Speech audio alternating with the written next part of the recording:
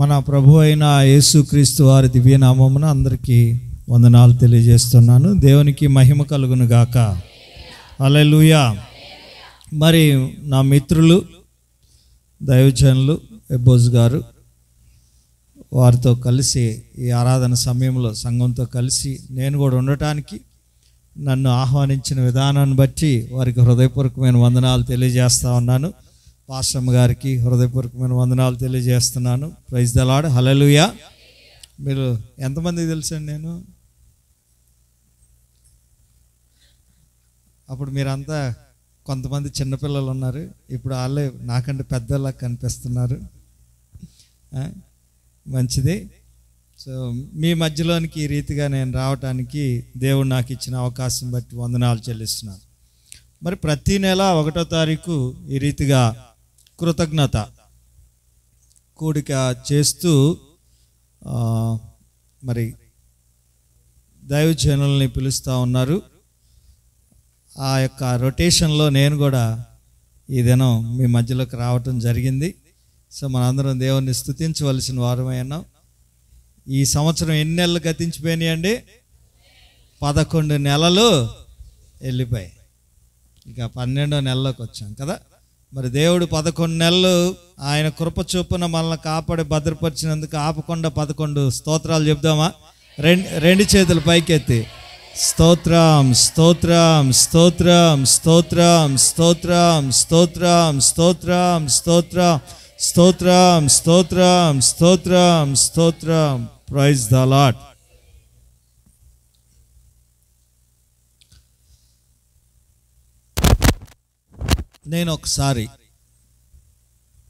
నేను ఇంజనీరింగ్ చదివేటప్పుడు హైదరాబాద్లో మా కాలేజీ పక్కనే జూబ్లీ హిల్స్ కొండలుండి, ఆ జూబ్లీ హిల్స్ దాటి కొంచెం ముందుకెళ్తే ఈ ఫిలిం సిటీ, ఫిలిం వాళ్ళు ఉండేవాళ్ళు, ఫిలిం నగర్.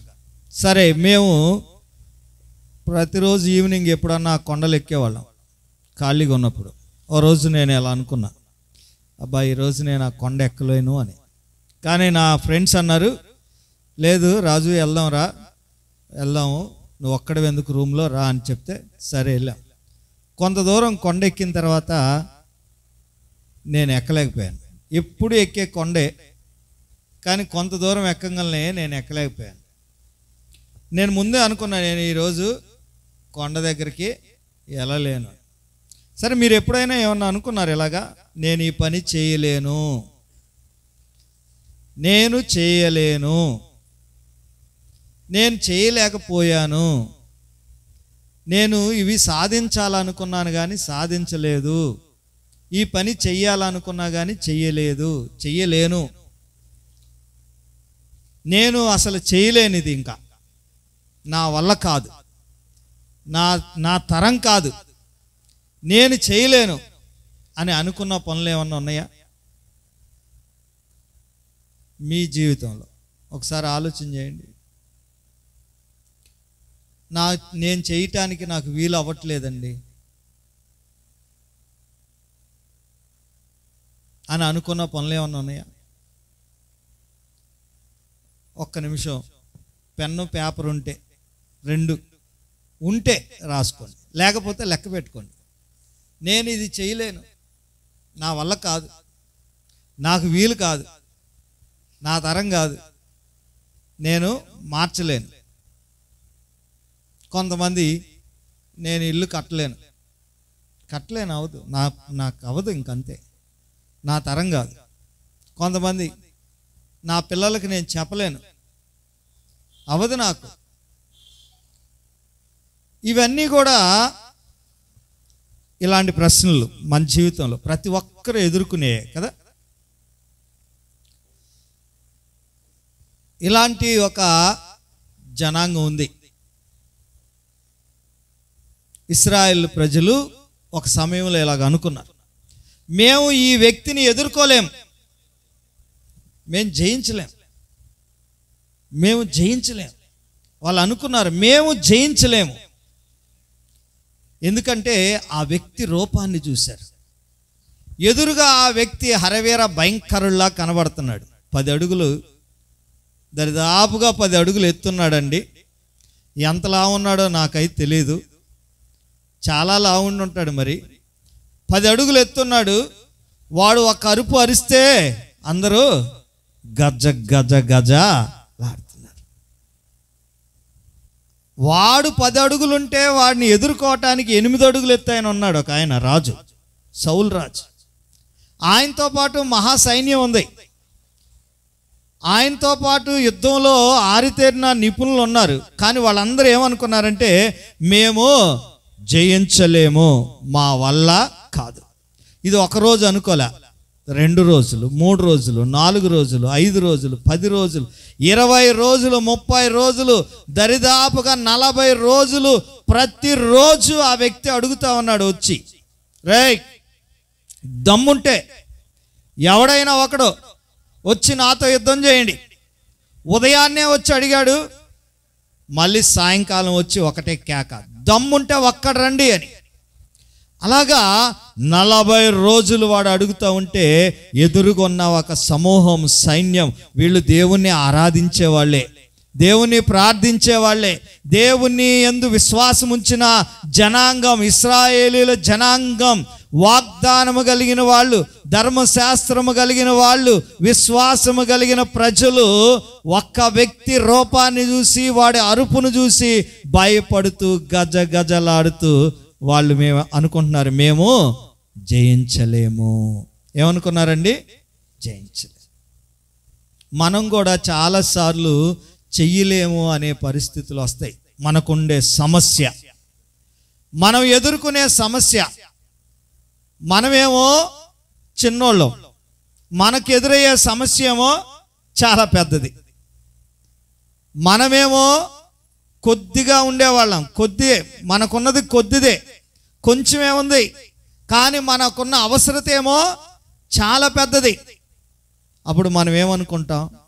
మన వల్ల కాదు, మన వల్ల కాదు ఇది అనుకుంటాం. ఒకసారి యేసు ప్రభు వారు, ఆయన శిష్యులు పడవలో ప్రయాణం చేస్తున్నారు. అప్పుడు వాళ్ళు ఎక్కిన పడవేమో చిన్న పడవ. ఎలాంటి పడవ అండి? ఎలాంటి పడవ? చిన్న పడవ. వాళ్ళ మీదకి వచ్చిన తుఫాను పెద్ద తుఫాను. చిన్న పడవ మీదకి ఎంత తుఫాను వచ్చింది? మనం కూడా అలాగే ఉంటాం కదా. మనమేమో, మన పరిస్థితి ఏమో చిన్నది, మనకొచ్చే సమస్య ఏమో పెద్దది. అప్పుడు వాళ్ళు ఒక సంగతి మర్చిపోయారు శిష్యులు. ఏ సంగతి మర్చిపోయారంటే, వాళ్ళతో ఉన్న యేసు ప్రభు ఎలాంటి వాడో మర్చిపోయారు. వాళ్ళతో ఉన్న యేసు ప్రభు ఎలాంటి వాడో మర్చిపోయి వాళ్ళు యేసు ప్రభుని లేపుతూ అడుగుతున్నారు, ప్రభువా ప్రభువా మేము నశించిపోతున్నాం అన్నారు. ఏమన్నారు వాళ్ళు? ఏంటి, యేసు ప్రభు వాళ్ళ పక్కనుంటే నశించిపోతారా? అంటే వాళ్ళు మర్చిపోయారు యేసు ప్రభు ఎలాంటి వాడో. కొన్నిసార్లు మనం కూడా అలాంటి ప్రార్థన చేస్తారు. నేను కొంతమంది ప్రార్థన విన్నప్పుడు కొంచెం నవ్వు వస్తూ ఉంటుంది, ఎందుకు ఇలాంటి ప్రార్థన చేస్తారు? వాళ్ళు యేసు ప్రభు వాళ్ళతో ఉన్నాడని మర్చిపోయి వాళ్ళు అనుకున్నాడు, ప్రభువా ప్రభువా మేము నశించిపోతున్నాం అంటే ఆయన లేచి సముద్రమును, గాలిని ఏం చేశాడు? గద్దించాడు. ఏయ్ ఏయ్ తుఫాన్ ఆగిపో, ఏయ్ సముద్రమా అనగానే సముద్రం నిమ్మళమైపోయిందంట. నిమ్మళమైపోతే వాళ్ళు ఏమనుకుంటున్నారు? మనతో ఉన్న యేసు ప్రభు ఎలాంటి వాడు ఏమనుకున్నారు వాళ్ళు? అప్పుడు వాళ్ళు ఆశ్చర్యపోయి, ఈయనకి గాలియు సముద్రమును లోబడుచున్నది, ఈయన ఎలాంటి వాడు? ఈయన ఎలాంటి వాడు? ఆయన గొప్పవాడు. ప్రైజ్ ది లార్డ్, హల్లెలూయా. ఆయన గొప్ప దేవుడు. చిన్న పడవ, కానీ వాళ్ళ మీద వచ్చింది పెద్ద తుఫాను. వాళ్ళతో ఉన్నది ఎవరండి? గొప్ప దేవుడు. చెప్పండి చెప్పండి, గొప్ప దేవుడు. మనం కూడా చిన్నోళ్ళమే, మన పరిస్థితి చిన్నదే, కానీ మనకు వచ్చే సమస్య పెద్దదే. కానీ పెద్ద సమస్యను చూసి మనం భయపడనక్కర్లేదు. ఎందుకని? మనతో ఉన్న దేవుడు ఎవరైనా, లోకంలో ఉన్నవాని కంటే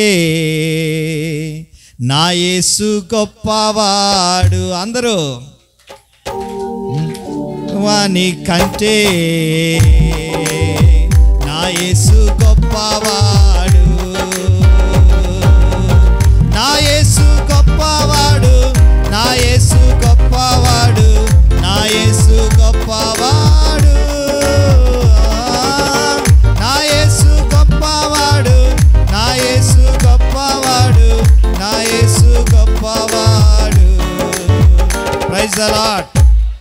ఎప్పుడైతే మన దేవుడు ఎలాంటి వాడో మనం ఒకసారి ఆలోచన చేస్తే మనకు అప్పుడు ధైర్యం వచ్చేస్తుంది.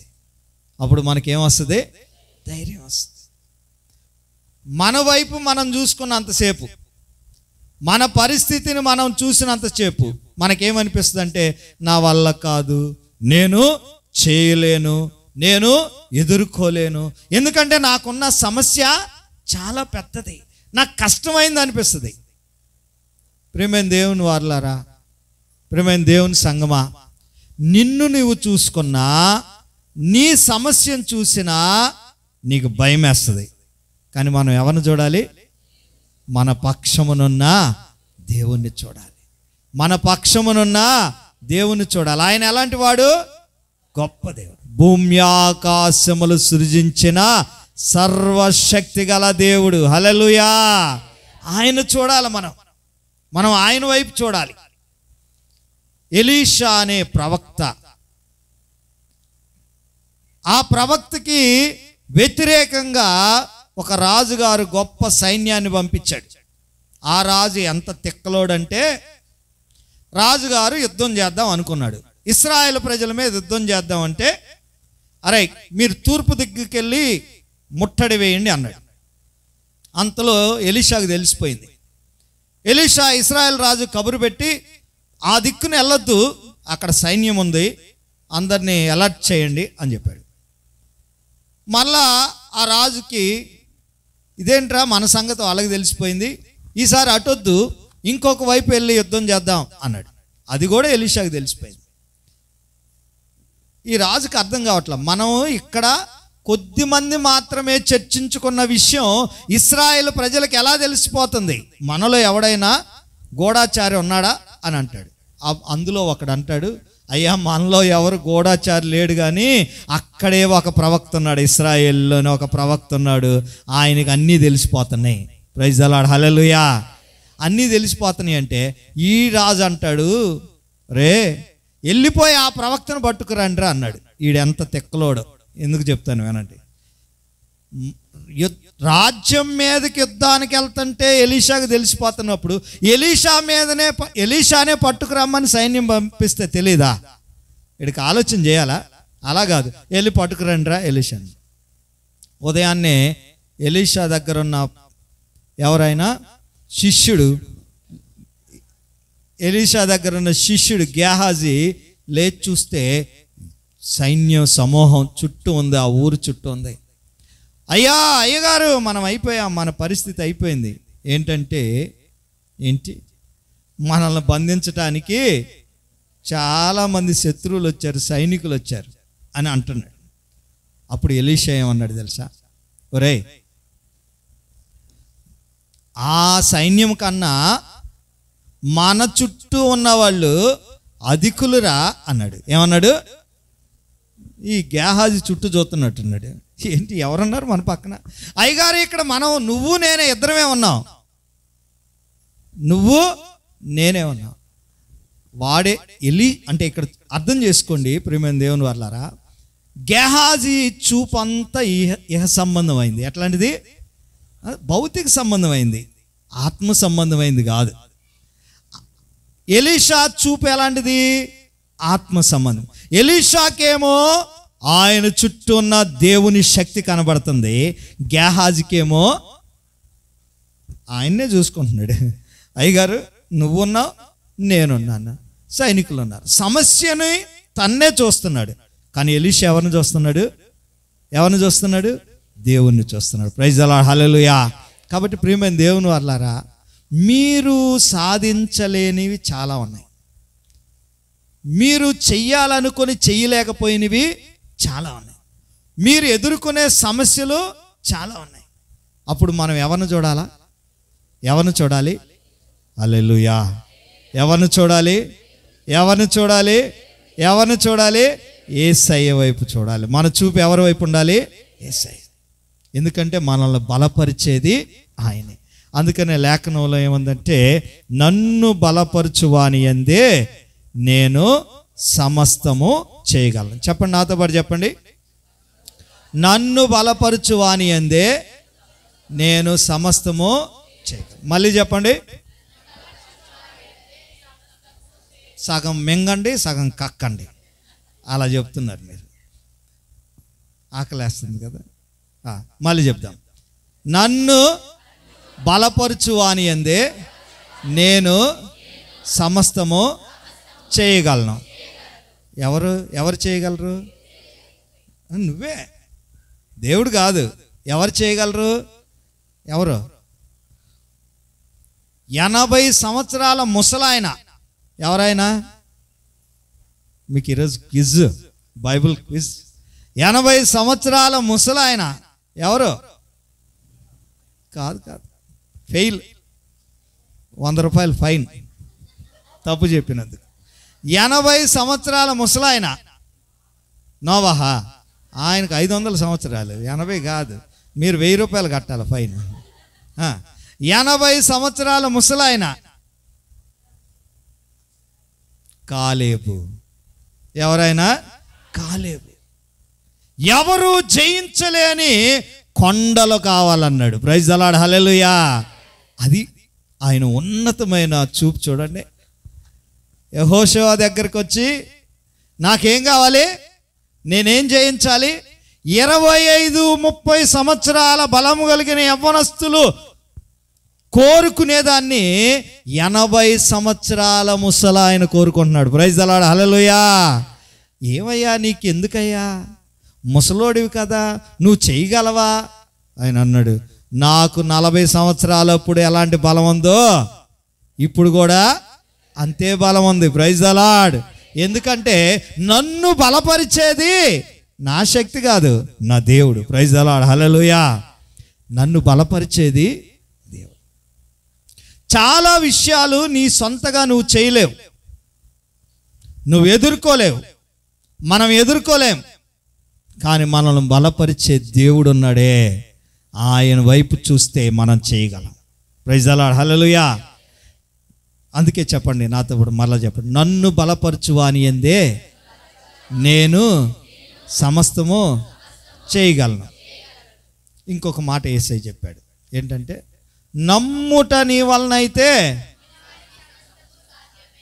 నేను చెప్పింది కూడా చెప్పండి, మీకు వాక్యం వచ్చని తెలుసు నాకు. నమ్ముట నీ వలన అయితే నమ్మువానికి సమస్తము సాధ్యమే. ఎవరికి సాధ్యం? నమ్మేవానికి, దేవునికి కాదు. ఇక్కడ నువ్వు దేవుణ్ణి నమ్మితే, ఏమని నమ్మితే? దేవుని దగ్గరికి నేను వెళ్తున్నాను, దేవుణ్ణి వెతుకుతాను, దేవుణ్ణి అడుగుతాను, ఆయన ఖచ్చితంగా నాకు ఇస్తాడు అని నమ్మితే దాన్నే విశ్వాసం అన్నారు. ఏమన్నారు? విశ్వాసము లేకుండా దేవునికి ఇష్టడై ఉండట అసాధ్యం అంట.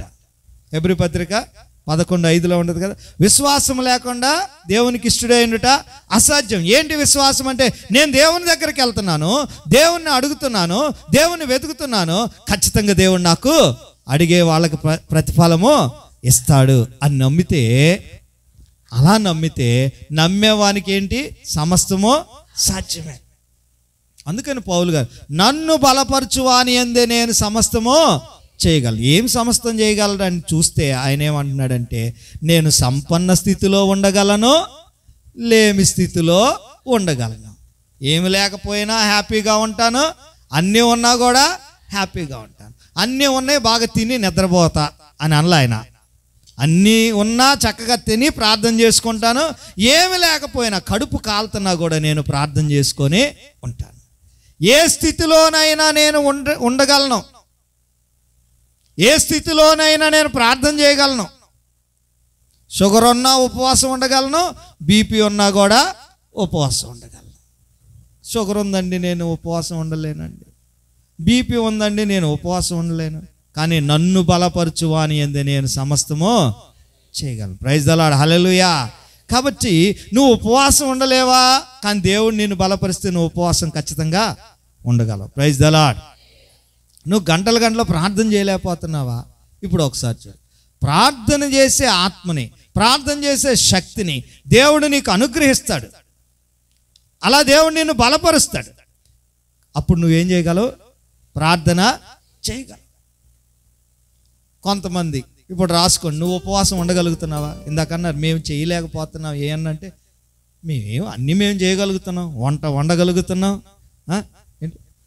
ఉద్యోగం చేయగలుగుతున్నాం, డబ్బులు సంపాదించగలుగుతున్నాం, ఇల్లు కట్టగలుగుతున్నాం. అవి చూస్తున్నారు మీరు.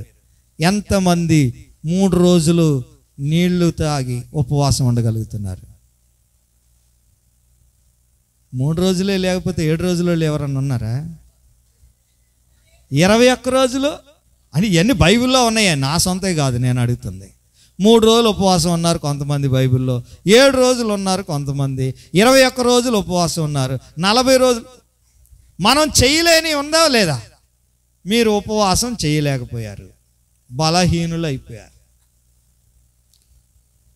ఉపవాసం చేయలేని వాళ్ళు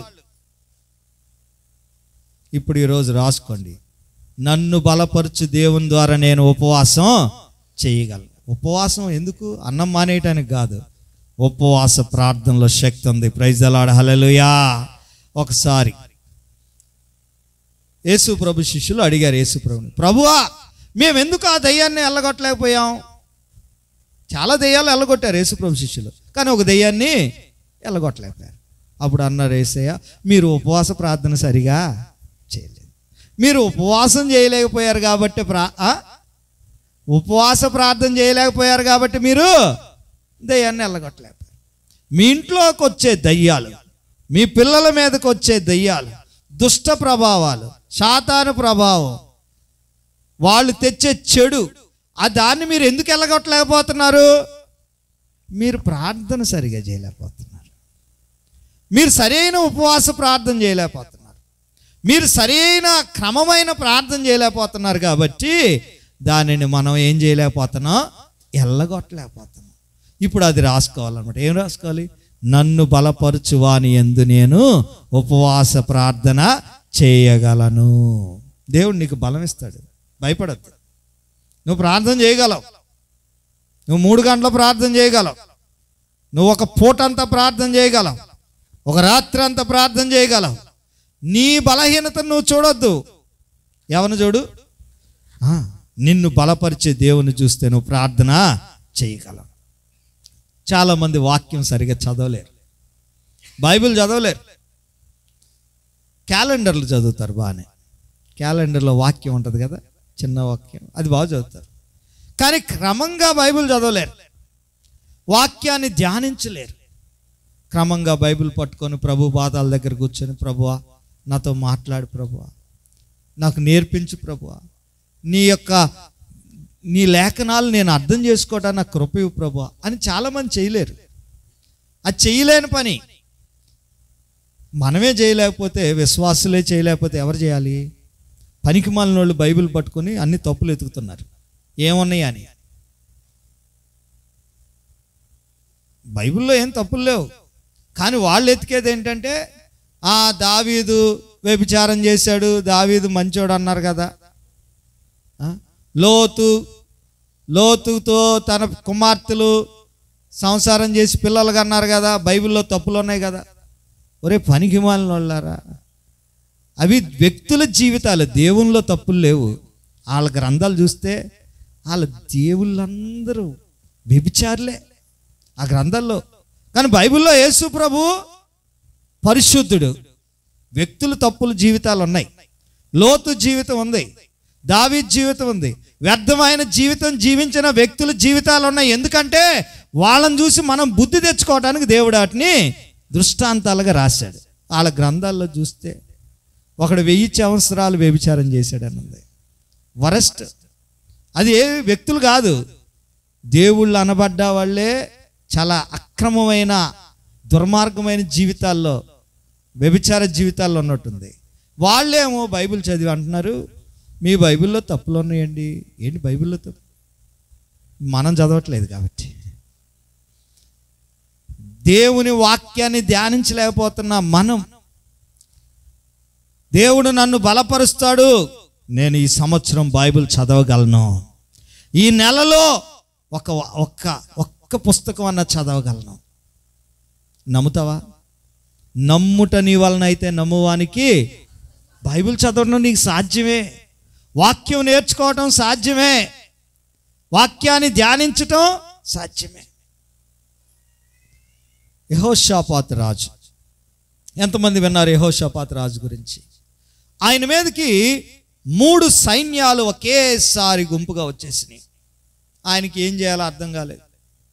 ఏం చేయాలి? సమస్యలన్నీ ఒక కవి చెప్పాడు. ఒక కవి ఏంటంట, చెప్పులో రాయి, ఏంటి, చెవులో జోరేగా, ఏంటి, కంటిలో నలుసు, పంటిలో రాయి, ఇంటిలో పోరు, ఇంతెంత కాదయ్యా అన్నాడు. అంటే ఒక్కసారి వచ్చినాయండి అన్నీ. ఏంటి, చెప్పులు ఏమో పడ్డది, రాయి పడ్డది, చెవులోనేమో జోరిగంట, పంటి కింద రాయి పడ్డదంట, కంటిలో నలుసు పడ్డదంట. అంటే సమస్యలు చెప్తున్నాడు. మనకు కూడా ఒకేసారి అన్ని సమస్యలు ఒక్కసారి రావచ్చు. అప్పుడే పిల్లలకు అనారోగ్యం కలగవచ్చు, అప్పుడే మీకు సరైన డబ్బులు జీతం రాకపోవచ్చు, అన్ని సమస్యలు ఒక్కసారి చుట్టుముండి ఉండొచ్చు. అప్పుడు మనకు అనిపిస్తుంది మనం ఏం చేయాలి, నాకు తోచట్లేదు. మన భాషలో, విజయనగరం భాషలో, మన భాషలో చెప్పండి, నా బుర్ర పని చేయట్లేదు, నా బుర్ర పని చేయట్లేదు, నేనేం చేయాలి అనుకుంటాం. ఇక్కడ యెహోషాపాతు రాజుకు కూడా అదే జరిగింది. ఒకేసారి 3 సైన్యాలు ఆయన మీదకి వచ్చేలకే ఆయనకేం పని చేయలేదు. అప్పుడు ఆయన ఒక్కటే గుర్తుపెట్టుకున్నాడు, నేను నా వైపు నేను చూడను, ప్రైజ్ ది లార్డ్, సైన్యము వైపు కూడా నేను చూడను. ఎవరి వైపు చూస్తాను? ఆకాశం వైపు కన్నులెత్తి దేవుని వైపు చూస్తాను. చూడండి, 2వ దినవృత్తాంతాలు 20వ అధ్యాయం 12వ వచనంలో ఆయన దేవుని వైపు చూస్తూ ప్రార్థన చేస్తున్నాడు. 2వ దినవృత్తాంతాలు 20వ అధ్యాయం 12వ వచనం. మా దేవా, మా మీదకు వచ్చు గొప్ప సైన్యముతో యుద్ధము చేయుటకు, చూడండి జాగ్రత్తగా మాట వినండి, మాకు శక్తి చాలదు, ఏమి చేయుటకు దిక్కు తోచదు, నీవే మాకు దిక్కు. నేను యుద్ధం చేయటానికి శక్తి చాలదు, ఏమి చేయాలన్నా దిక్కు తోచదు, నీవే మా దిక్కు. కొన్నిసార్లు మనకి ఇలాంటి పరిస్థితే వస్తుంది, ఏం చేయలేం. మనల్ని చాలామంది ఎగతాళి చేస్తూ ఉంటారు, మనం ఏం చేయలేం. మన మీద ఊరికనే నిందలేస్తూ ఉంటారు, మనం ఏం చేయలేం. వాళ్ళతో గలీజు మాట్లాడలేము, వాళ్ళతో గొడవలు ఆడలేము. మనకు అలాంటి మాటలు రావు. ఒకవేళ వచ్చినా దేవుని దృష్టిలో అది దోషం. ఆ మాటలు ఆడకూడదు, వాళ్ళతో యుద్ధం చేయకూడదు. ఏం చేయాలి? ఏమి తోచదు, మనకి దిక్కు తోచదు. మనకెదురయ్యే సమస్యలు, అనారోగ్య పరిస్థితులు, కుటుంబ పరిస్థితులు, బంధువుల పరిస్థితులు, చాలా పరిస్థితుల్లో మనం జయించటానికి, యుద్ధం చేయటానికి మనకు శక్తి చాలదు. అలాగని మనం ఏం చేయాలో అర్థం కాదు. అప్పుడు ఆయన ఏం చేశాడు? మూలను కూర్చొని ఏడ్చాడు కదండి. పక్కింటికి వెళ్ళి వాళ్ళ ఇంటికి వెళ్ళి సలహాలు అడిగాడు కదా. ఏం చేశాడు ఆయన? ఏం చేశాడు? ప్రార్థన చేశాడు. ప్రైజ్ ది లార్డ్, హల్లెలూయా. నెహెమ్యా కూడా ఇలాగే చేశాడు. నెహెమ్యాకు ఒక వార్త వినపడింది, అయ్యా మన రాజ్యము, మన దేశము, మన ఊరు, మన ప్రజలు అన్నీ భయంకరంగా ఉన్నాయి, ఒక్క పరిస్థితి కూడా మంచిది లేదంటే ఆయన అనేక దినములు కూర్చుండి ఉపవాసం ఉండి ఏడ్చి యెహోవా సన్నిధిని ఎలాగూ ప్రార్థన చేశాడు. భయంకరుడైన మా దేవా అని ప్రార్థన స్టార్ట్ చేశాడు. నిన్ను ప్రేమించే వాళ్ళకి నువ్వు ఎంతో సహాయం చేస్తావు కదా. మా పితరులు నిన్ను ప్రేమించకుండా పాపం చేశారు, అందువల్లే మేము ఇలాగైపోయాం, మా రాజ్యం ఎలాగైపోయింది, మా ఊరు ఎలాగైపోయింది, మా దేశం ఎలాగైపోయింది, మా ప్రజలు ఎలాగైపోయారు, క్షమించండి అని ప్రార్థన చేస్తే దేవుడే ద్వారం తెచ్చాడు. హల్లెలూయా. మనకు అనేక సార్లు ఏం చేయాలో అర్థం కానప్పుడు మనం చేయాల్సింది ఏంటి? ప్రార్థన. ఏం చేయాలి? ప్రార్థన. అప్పుడు మనం జయించేటట్లు దేవుడు సహాయం చేస్తాడు. హల్లెలూయా. యెహోషాపాతు విషయంలో ఏం చేశాడండి? ఈయన ప్రార్థన చేశాడు. దేవుడు అన్నాడు, యెహోషాపాతు మీరు ధైర్యంగా ఉండండి, మీరు భయపడొద్దు, నేనే మీ పక్షాన ఉంటాను, మీరు కామ్గా నిలబడండి, దేవుడు ఊరకే నిలబడి ఆయన కలుగు చేసే రక్షణ చూడండి అన్నట్టుగా దేవుడు మాట్లాడితే యెహోషాపాతు నమ్మాడు. దేవుడు ఏం చెప్పాడో యెహోషాపాతు అలాగూ చేశాడు. ప్రైజ్ ది లార్డ్, హల్లెలూయా. ఇప్పుడు నేను ఒక మాట చెప్తాను. మనం జయించలేని చాలా విషయాలు జయించగలిగేటట్లు దేవుడు మనకి కృప చూపుతాడు. ప్రైజ్ ది లార్డ్, హల్లెలూయా. ఆయన నమ్మాలి, మనం ఆయన్ని నమ్మాలి. నువ్వు జయించలేని విషయాలు ఏమున్నాయో, నువ్వు చేయలేకపోతున్న విషయాలు ఏమన్నాయో, భక్తి జీవితంలో నువ్వు చేయలేకపోతున్న విషయాలు ఏమన్నాయో అవి చేయగలిగేటట్లు, అలాంటి జయం వచ్చేటట్లు దేవుడు కృప చూపుతాడు. రెండవ మాట ఇవ్వటం. ఏంటి ఇవ్వటం గురించి చూస్తే, కృతజ్ఞత ప్రేమ ఎక్కడ ఉంటుందో అక్కడ ఇవ్వటం ఉంటుంది. కృతజ్ఞత ప్రేమ ఇవ్వటం.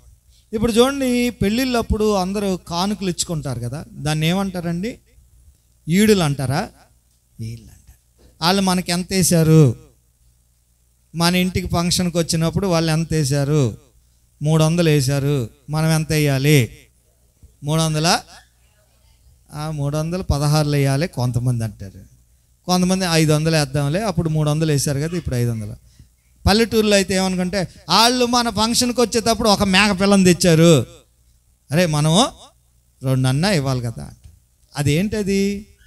వాళ్ళు ఇచ్చారు కాబట్టి మనం ఇవ్వాలి, ఇచ్చి పుచ్చుకోవటం. సరే, కొంతమంది ఏంటంటే, నా మేనకోడలకు ప్రేమగా నేను మంచం ఇస్తాను, బీరువా ఇస్తాను. నా కూతురికి ప్రేమగా నేను ఎంత ఇస్తాను? 2 లక్షలు ఇస్తాను. ప్రేమ ఏం చేస్తుంది? ఎక్కువిస్తుంది. ప్రేమ ఏం చేస్తుంది? ఎక్కువిస్తుంది. దేవుణ్ణి ప్రేమిస్తే మనం కూడా దేవుని కొరకు ఏం చేస్తాము? ఇస్తాం. మనం ఇచ్చేటప్పుడు ఏం చూసుకుంటామంటే, మన దగ్గర ఎంత ఉంది, నా జీతం ఎంత, నేను ఏమి ఇవ్వగలను దేవునికి, నా ఖర్చులు ఎన్ని, ఇవి చూస్తాం. మనకు ఇవ్వాలి దేవునికి అన్నప్పుడు మనం చూడాల్సింది ఏంటంటే, మన జీతం కాదు, మన ఖర్చులు కాదు. ఎవరో చూడాలి? దేవా, నేను నీ సన్నిధిలో ఇచ్చే కృపనివ్వండి. Praise the lord. అలాగా ప్రార్థన చేశారండి. మాసిదోనియా అనే ఊరు వాళ్ళు, మాసిదోనియా అనే సంఘం వాళ్ళ గురించి 2 కొరింథీ పత్రిక 8వ అధ్యాయంలోను 9వ అధ్యాయంలో ఉంది. ఈ 2 అధ్యాయాలు మీరు ఇంటికి వెళ్ళి చదవండి. ఇప్పుడు చదవటానికి సమయం లేదు కాబట్టి. వాళ్ళు నిరుపేదలు. వాళ్ళు ఎలాంటి వారు? ఏ పేదలు? నిరుపేదలు అంటే ఇల్లు కూడా సరిగా లేని వాళ్ళు నిరుపేదలు అంటారు. ఏమి లేని వాళ్ళు, డొక్కాడితే కానీ రెక్కాడితే కానీ డొక్కాడదు అంటారు. రెక్క అంటే చెయ్యి ఆడితే, అంటే చేతితో కష్టపడి పని చేస్తేనే వాళ్ళకి ఏదో భోజనం దొరికేది. అలాంటి వాళ్ళు నిరుపేదలే. వాళ్ళకి సమస్యలు వచ్చినాయి. ఎలాంటి సమస్యలు అధ్యాయంలో ఉంది? వాళ్ళకి చాలా శ్రమలు వచ్చినాయండి. ఏమొచ్చినాయండి? బహుశ్రమలు. ఏమొచ్చినాయండి? ఒక్క శ్రమ కాదు. పేదవాళ్ళకి శ్రమలు వస్తే ఇంకా వాళ్ళకి ఏం ఆదాయం ఉంటుంది చెప్పండి? కష్టపడి వచ్చేదే కొంచెం, దానితో శ్రమలు వస్తే వాళ్ళకి ఏం ఆదాయం ఉంది? కానీ వాళ్ళంట దేవునికి ఇవ్వాలి, పేదలకు ఇవ్వాలి, మన సంఘం అంతా కలిపి ఒక కార్యక్రమం చేయాలి, పేదల కోసం ఏమైనా దుప్పట్లు కొని పంచాలి, ఏదైనా భోజనం పంచాలన్నప్పుడు ఇంత నిరుపేదలే ముందుకొచ్చారంట. Praise the lord, hallelujah. చాలా ఆశ్చర్యం. ఏమండి? వాళ్ళకి ఏం లేదంటే వాళ్ళు ప్రార్థన చేసేవాళ్ళు. Praise the lord. ప్రభువా, మేము పేదోళ్ళం, ఏమి చేయలేకపోతున్నాం, అయినా ఏదో ఒకటి చేసే కృపనివ్వండి, ఏదో ఒకటి నీ పేరట చేసే కృపనివ్వండి. అంతే. వాళ్ళు అందరికంటే ఎక్కువ ఇచ్చారంట. Praise the lord. పౌలు గారు రాస్తున్నారు, దైవ గ్రంథములో, పరిశుద్ధ గ్రంథములో వారి గురించి రాయబడింది, అద్భుతంగా రాయబడింది. అఖయ ఊరి వారికి, కొరింథీ వాళ్ళకి రాస్తూ, కొరింథీలారా, అఖయ ప్రాంతంలో ఉన్న ప్రజలారా, మీరందరూ ఒక్కసారి మీ అందరిని చూసి నేను సంతోషపడుతున్నాను. మీరు కూడా అప్పుడు ప్రామిస్ చేశారు, ఏమని వాగ్దానం చేశారు? మేము కూడా ఇస్తాం, మేము దేవుని కొరకు ఇస్తాం, మేము దేవుని పని చేస్తాం, మేము దేవునికి పేదల కొరకు ఇస్తాం అని నిలబడ్డారంట. అయితే వాళ్ళకు గుర్తు చేస్తూ మీకు ఓ సంగతి చెప్తున్నాను, మాసిదోనియాలో ఉన్న నిరుపేదలు ఉన్నారే, చాలా శ్రమలు ఉన్నాయి, వాళ్ళకి చాలా కష్టాలు ఉన్నాయి, వాళ్ళు చాలా నిరుపేదలు, ఆయన దేవుని కొరకు గొప్ప కార్యాలు చేశారు. Praise the lord. నాకు ఈ మాట చాలా ఇష్టం. విలియం కేరీ గారు చెప్పారు. ఆయన ఏం చెప్పారంటే, దేవుని కోసం గొప్ప వాటిని ఆశించండి, దేవుని కోసం దేవుని నుండి గొప్ప వాటిని ఆశించండి, దేవుని కోసం గొప్ప వాటిని చేపట్టండి. Expect great things from God, attempt great things for God. దేవుని కోసం గొప్ప కార్యాలు చేయండి. మీది చిన్న సంఘమైనా, మనది చిన్న సంఘమైనా, కొద్ది కుటుంబాలైనా మీకు దేవుడు గొప్ప కార్యాలు చేసే కృప ఇస్తాడు. Praise the lord. అది అడగాలి దేవుణ్ణి. ఇవ్వాలి, దేవుని కొరకు చెయ్యాలన్నప్పుడు మిమ్మల్ని చూసుకోవద్దు, మీ జీతాన్ని చూడొచ్చు, మీ సమస్యలను చూడొద్దు, దేవుని చూడండి. దేవా, మేము ఎలాగైనా గొప్పవి చేయాలి, ఎలాగైనా గొప్ప కార్యాలు చేయాలి. అప్పుడు దేవుడు అలాంటి కృపనిస్తాడు. మూడో మాట చెప్తాను, దేవుని పని చేయటం, సువార్త చేయటం. మీలో చాలామందికి పాడటం రాదనుకోండి. నాకు కూడా రాదు పాటలు పాడటం. నేను పాడితే కొంతమంది భయపడేవాళ్ళు. నేను పాడితే కొంతమంది, అంటే ఇక్కడ సంగీత విద్వాంసులు కళాకారులు ఉన్నారు, వాళ్ళ ముందు నేను పాడితే అసలు ఇంకా అంటే నాకు పాటలు రాదు, నాకు ఆ తలంతు లేదు. కానీ ఓ రోజు రాత్రి సడన్గా దేవుడు నన్ను లే అన్నాడు. అప్పుడే పడుకుంటున్నాను, 11 గంటలైంది. లే, పెన్ను బుక్ తీసుకున్నాడు. ఏంటి అలా కూర్చుంటే ఆయన పాటలు రాసే కృపిచ్చాడు. హల్లెలూయా. ఏంటి సంగీతమే తెలియదు, తా అంటే తూ తెలియదు, సాయాల పలకాలో రియల పలకాలో తెలియనివాడికి ఏం చేశాడు, పాటలు రాశాడు. ఆ పాట పాడి మా ఆవిడకి వినిపించాను. ఇదేం పాట అండి అన్నారు. ఏంటి, చిన్నపిల్లల కోసం రాసే పాట ఇది. అయితే ఆ పాట ఎక్కడికి వెళ్ళినా పిల్లలు పాడుకుంటున్నారు. గిటారు వాయిస్తా, జాజ్ ప్లే చేస్తా, చక్కని పాటలతో స్తుతి స్తోత్రం చేసేద్దా. దేవునికి నీ తలాంతు కాదు, నువ్వు కావాలా. నీకు పాటలు పాడటం రాకపోవచ్చు, నీకు చక్కని మాటలు చెప్పడం రాకపోవచ్చు, కానీ నేను దేవుని పని చేయాలి అని నువ్వు నిలబడితే దేవుడు ఏం చేస్తాడు, నిన్ను ఆడుకుంటాడు. Praise the lord. నువ్వు వృద్ధురాలువైనా, చదువు లేకపోయినా, నీకు జ్ఞానం లేకపోయినా, తెలివితేటలు లేకపోయినా, నీకు పెద్ద తలాంతులు లేకపోయినా దేవుడు నీకు సువార్త చెప్పే కృపనిస్తాడు. Praise the lord. నమ్ముతావా? సువార్త చెప్పే కృపను ఖచ్చితంగా ఇస్తాడు. అది నమ్మాలన్నమాట. సో నేను 3 మాటలు చెప్పాను. ఒకటి, మనం చేయలేని కార్యాలు చేసే కృప దేవుడు ఖచ్చితంగా ఇస్తాడు. రెండోది, గొప్ప కార్యాలు చేయటానికి నువ్వు ఇవ్వగలిగేటట్లు దేవుడు కృప. సంఘమంతా బలపడి దేవుని కొరకు ఇవ్వాలి. మీరంతా సంఘం కొరకు, దేవుని కొరకు, అలాగే సంఘం అందరు కలిపి, సేవకులు కలిపి పేదల కోసం, సువార్త కొరకు ఖర్చు పెడతా ఉండాలి. మేము చిన్న సంఘమేనండి, మేము చేయలేము. నో, దేవుడు మీ ద్వారా చేయిస్తాడు. అలాగే సువార్త చెప్పడానికి ఎంత బలహీనులైన దేవుడు వాడుకుంటాడు. ఎంత బలహీనులైనా దేవుడు నేను నిలబడాలని. అందరూ ఏమనుకుంటారంటే, చాలామంది సువార్త చెప్పడం అంటే, దేవుని కొరకు వాడబట్టడం అంటే సంఘంలో నిలబడి మైకు పట్టుకోవటం అనుకుంటారు. కాదండి, మనం మైకు పట్టుకోవాల్సింది ఇక్కడ కాదు. ఎక్కడ? మీ ఇంటి దగ్గర, మీ పక్కింటి వాళ్ళ దగ్గర, అక్కడ మైకు పట్టుకొని నువ్వు సాక్ష్యం చెప్పాలా. ఇక్కడే కాదు, నువ్వు చదువుకునే కాలేజీలో నువ్వు చెప్పగలగాలి సాక్ష్యం. నువ్వు ఉద్యోగం చేసే స్థలంలో నువ్వు సాక్ష్యం, సువార్త చెప్పగలగాలి. అట్లాంటి కృప దేవుడు మనకి ఇచ్చునుగాక. కాబట్టి మనము చేయలేని కార్యాల్లో దేవుడు మనల్ని బలపరిచి మనల్ని అన్ని కార్యాలు చేయగలిగేటట్లు చేయునుగాక. ఆమేన్. ఇప్పుడు నాతో పాటు మళ్ళీ చెప్పండి, నన్ను బలపరచువాని యందే నేను సమస్తము చేయగలను. నా జీవితంలో నేను చెప్తున్నాను, నా జీవితంలో నేను చాలా చిన్నోడిని. మా ఇంట్లో చాలా చిన్నోడిని అంటే చిన్నోడిని, అల్పుణ్ణి. దేవుడు నన్ను ఎన్నుకున్నాడు. నేను ఒక్కడగానే ఈ ఊరు వచ్చాను, ఒక్కడగానే. అప్పటికి నాకు ఇంకా పెళ్ళి కూడా కాలేదు.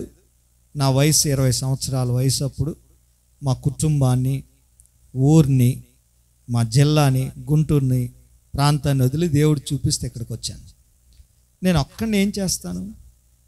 కానీ నన్ను బలపరిచే దేవుడు నాతో ఉన్నాడు. ఎన్ని ఊర్లు తిరిగానో, ప్రైజ్ ద లార్డ్. ఎంత మందికి సువార్త చెప్పామో, ఎన్ని మందిని దేవుని కొరకు పట్టుకున్నామో, ఎన్ని మీటింగ్స్ పెట్టగలిగామో. దేవుని కృప బలపరిచాడు ఆయన. ఆఖరికి ఇప్పుడు కట్టిన కట్టడం, ఆ బిల్డింగ్ అసాధ్యం, ఊహకందదు. నేను ఎప్పుడు ఊహించలేదు. కానీ దేవుడు నాతో మాట్లాడాడు. ఓ రోజు ఓ థర్మోకోల్ షీట్ తీసుకొని డిజైన్ చేసి, ఇలాగ నేను దేవుని కొరకు కట్టాలి ఒక క్యాంప్ సెంటర్. అప్పుడు నా దగ్గర స్థలం లేదు, అలాగని డబ్బులు లేవు. స్థలము లేదు, డబ్బులు లేని సమయంలో ఓ థర్మోకోల్ షీట్ తీసుకొని దాని మీద డిజైన్ చేసి ఇలా కట్టాలని ప్రార్థన చేస్తూ ఉంటే 1 సంవత్సరంలో ద్వారం తెరిచాడు దేవుడు. ఏంటి ఆ ద్వారం అంటే, నీ ఇల్లు అమ్మే అన్నాడు. ఏమన్నాడు? ఇల్లు అమ్మేస్తే మా ఆవిడికి చెప్పాను. అప్పటికే ట్రైబల్ ఏరియాలో కట్టిన సంఘాలు ఇచ్చేసాను వేరే సేవకులకి.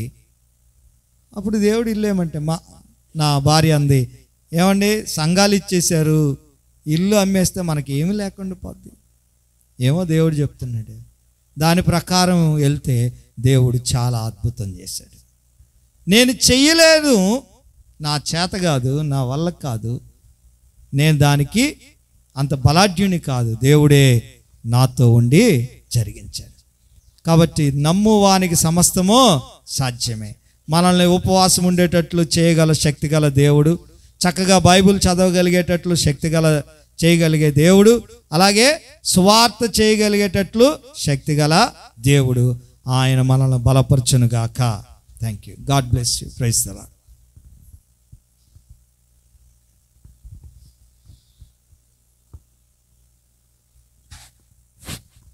తల వంచుదాము, ప్రార్థన చేద్దాము. దేవదాసులు జాషువా రాజు గారి ద్వారా చక్కని మాటలు, మనల్ని బలపరచు వాని అందే సమస్తము చేయగలము. ఈ లోకంలో యేసుతో మనం ఉంటే ఆయన మనతో